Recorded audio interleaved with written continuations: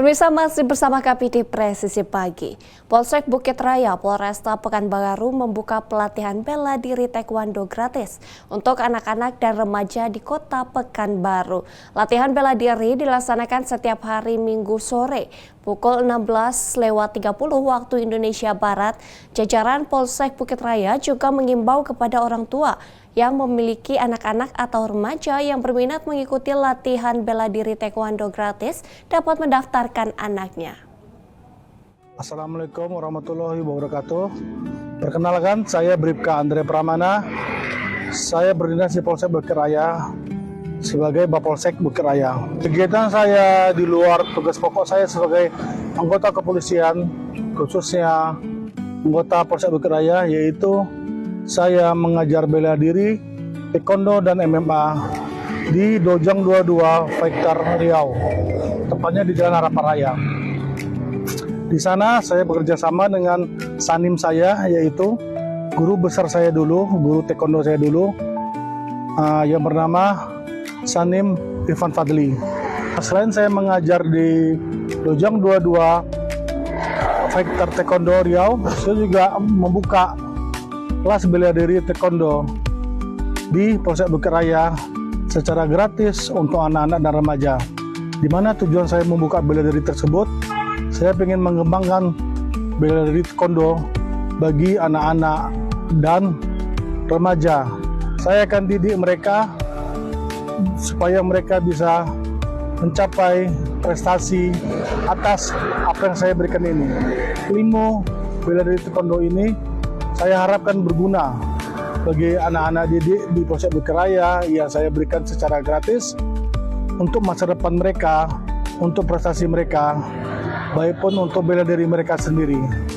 Tujuan kita untuk menghindari anak-anak dan remaja dari hal-hal negatif seperti balap liar ataupun kegiatan negatif lainnya yang mana itu akan membuat dampak negatif bagi perkembangan mereka ke depannya. Dengan ini saya mengimbau, mengajak para orang tua khususnya di wilayah hukum Polsek Bukit Raya, mari bawa anaknya, remaja untuk berlatih bela diri taekwondo di halaman Polsek Bukit Raya. Mari kita ciptakan lingkungan yang positif beserta energi yang positif bagi anak-anak kita maupun lingkungan sekitar wilayah hukum Polsek Bukit Raya. Pemirsa, dalam rangka meningkatkan kepedulian terhadap lingkungan, jajaran Polresta Tidore, Polda Maluku Utara menggelar aksi bersih-bersih pantai di kawasan Pantai Tugulufa. Kegiatan ini dipimpin langsung oleh Kapolresta Tidore, AKBP Heru Budi Harto, yang menjadi penggagas utama aksi lingkungan, di mana aksi ini mendapat dukungan penuh dari Wali Kota Tidore, Muhammad Sinen, yang turut hadir dan menyampaikan apresiasinya terhadap kegiatan positif ini. Kapolresta Tidore menegaskan pentingnya kolaborasi lintas sektor dalam menjaga kebersihan dan kelestarian lingkungan, terutama wilayah pesisir yang memiliki peranan strategis dalam ekosistem maritim. Kegiatan bersih pantai ini melibatkan berbagai elemen masyarakat, diantaranya personel Polresta Tidore, Bayangkari Cabang Kota Tidore, personel Kodim 1505 Tidore, para ASN pemerintah Kota Tidore, adik-adik pelajar, serta tokoh masyarakat setempat. Menurut AKBP Heru Budi Harto, kegiatan ini bukan hanya sebagai bentuk kepedulian terhadap lingkungan, tetapi juga ajakan kepada masyarakat untuk bersama-sama menjaga kebersihan dan keindahan Kota Tidore sebagai destinasi wisata. Kapolresta Tidore juga menekankan tentang kesadaran masyarakat dalam menjaga kebersihan pantai harus ditingkatkan, termasuk para pengunjung juga diedukasi untuk membuang sampah pada tempatnya. Unsur masyarakat yang terlibat dalam kegiatan ini turut mengapresiasi adanya gerakan bersih-bersih pantai yang dilakukan oleh jajaran Polresta Tidore, sebab jika kebersihan pantai terus terjaga bisa menjadi daya tarik tersendiri bagi wisatawan, sehingga akan mendongkrak roda perekonomian masyarakat.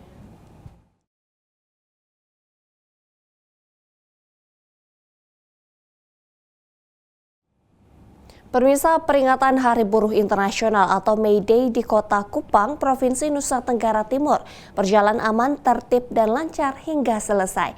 Polresta Kupang Kota dibantu personel BKO dari Polda NTT, Brimob serta Korem 161 Wirasakti Kupang berhasil mengamankan jalannya peringatan May Day yang dilaksanakan oleh Konfederasi Serikat Buruh Sejahtera Indonesia di wilayah NTT dengan menggelar aksi damai. Kapolresta Kupang Kota Kombes Pol Aldinan Manurung menegaskan bahwa pelaksanaan pengamanan sejak pagi hingga sore hari berjalan aman dan lancar. Hari ini kami Polresta Kupang Kota dibantu personel dari Polda, baik dari Brimob maupun dari Sabara Polda, selesai melaksanakan kegiatan pengamanan May Day 2025 dalam keadaan kondusif, tanpa ada hambatan dan gangguan yang berarti.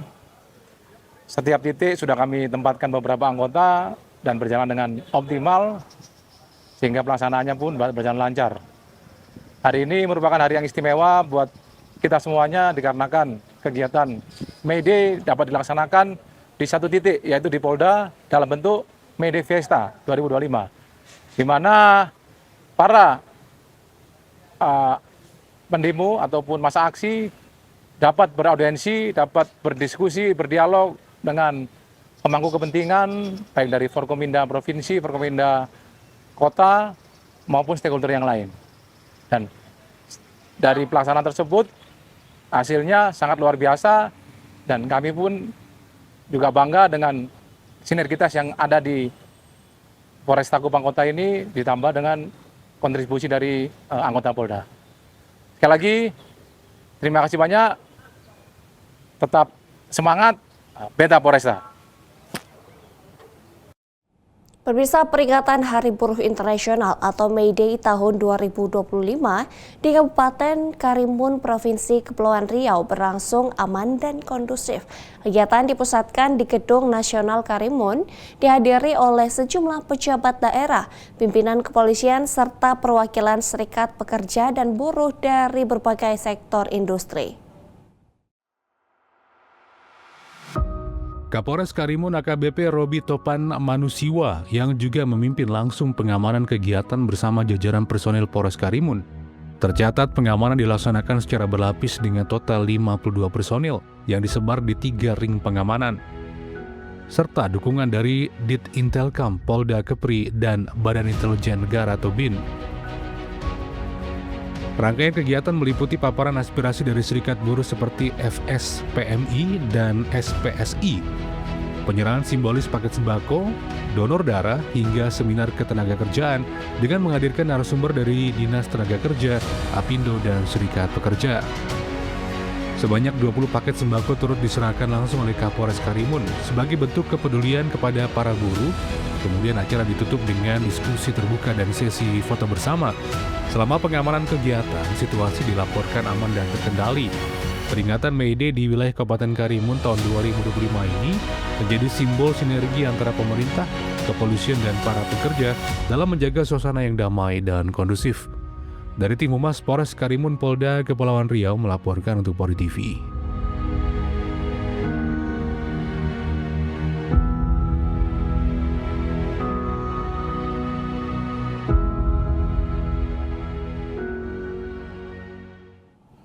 Pemirsa, Direktorat Reserse Kriminal Khusus Polda Kalimantan Selatan berhasil mengungkap kasus pembuangan limbah medis B3 atau bahan berbahaya dan beracun secara ilegal di lingkungan perumahan Komplek Vilen, Mahantas, Desa Belayung Baru, Kecamatan Kertakhanyar, Kabupaten Banjar.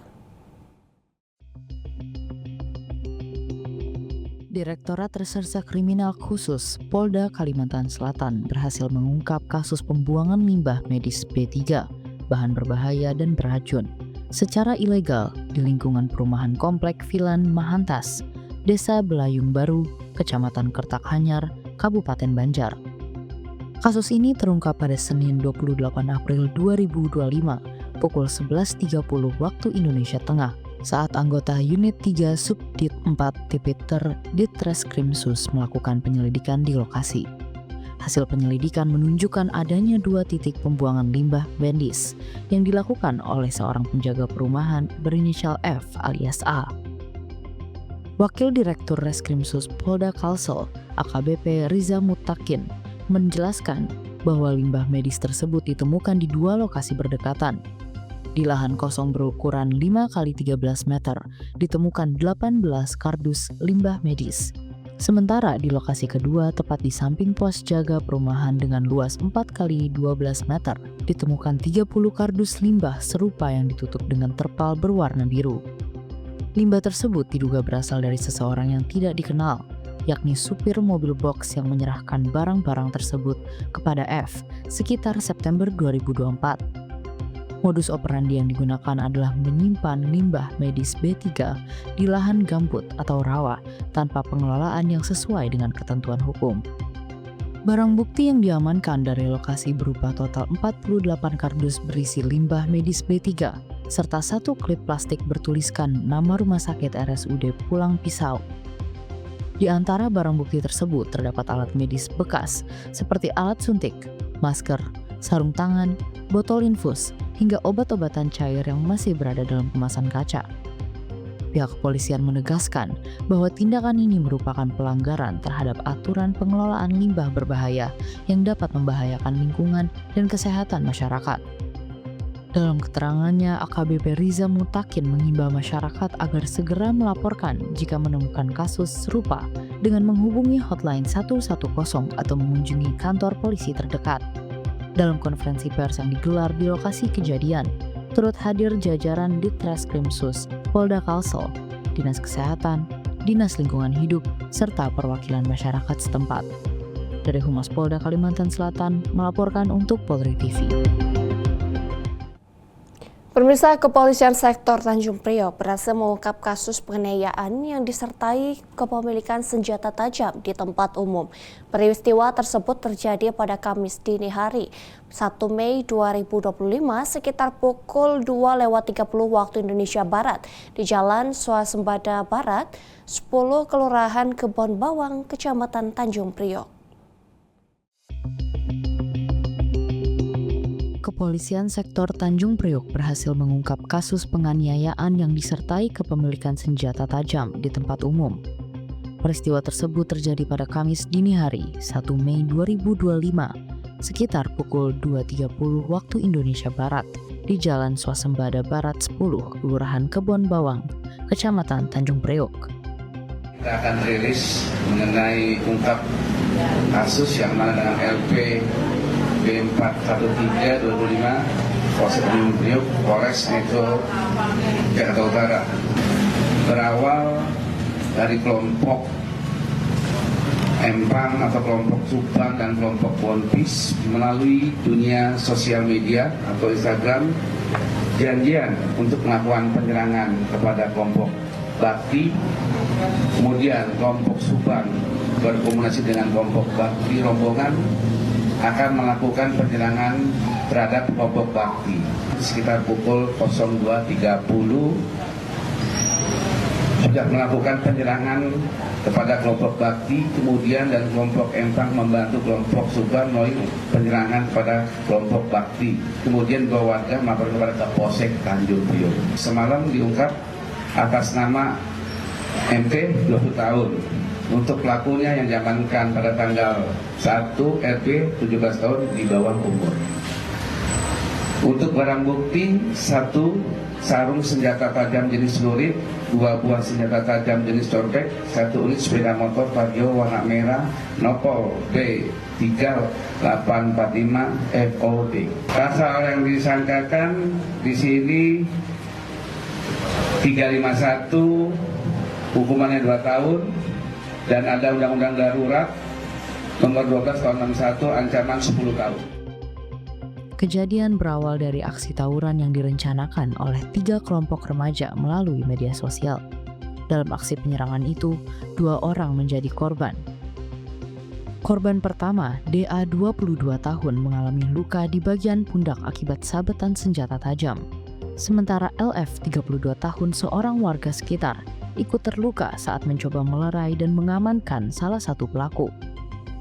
Polisi berhasil mengamankan satu tersangka berinisial RF 15 tahun bersama 2 bilah senjata tajam yang digunakan dalam aksi penyerangan.